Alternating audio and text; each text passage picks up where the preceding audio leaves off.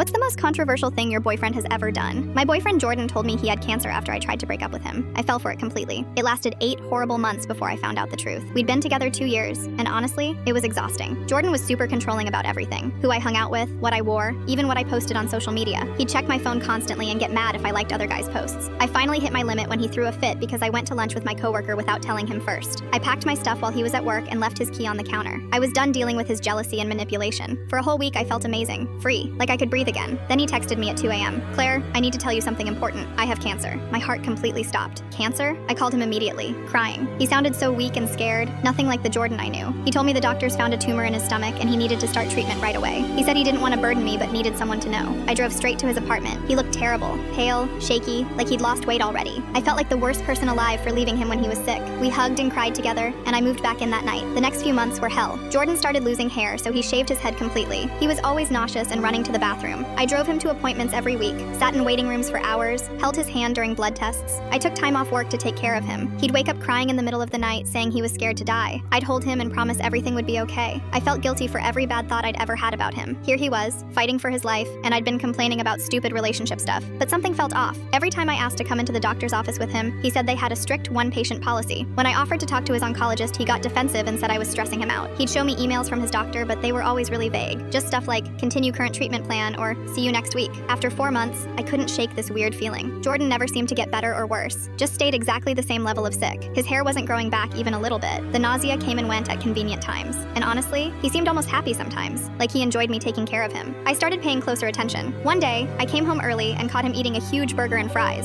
When he saw me, he quickly threw it away and pretended to feel sick. Another time, I found hair clippers in his bathroom drawer, not cancer medication. The breaking point came when I called the cancer center he claimed to go to. I told them I was his girlfriend and needed to confirm his appointment time. They had no record of any patient named Jordan Phillips. None. I called 3 other hospitals in the area. Nothing. That night, I confronted him. I told him I knew he was lying about everything. At first, he tried to keep up the act, saying I was crazy and stressed. But when I mentioned calling the hospitals, his whole face changed. He broke down and admitted the truth. He'd never had cancer, not even a little bit. He shaved his head every few days and took laxatives before I came home to fake being sick. He'd been meeting friends for lunch on his treatment days and told them I was out of town. The doctor emails were fake. He'd written them himself. He begged me not to leave, saying he only did it because he loved me so much, that he knew I'd never come back otherwise. He promised he'd get help and change, but I was already packing again. I told his mom and sister what he'd done. They were horrified and couldn't believe he'd fake cancer. His mom actually cried and apologized to me. They helped me get all my stuff out while he was at work. His sister said she'd make sure he got therapy, but I never found out if he actually did. I blocked him on everything and moved in with my best friend across town. He tried showing up at my work a few times, but security kicked him out.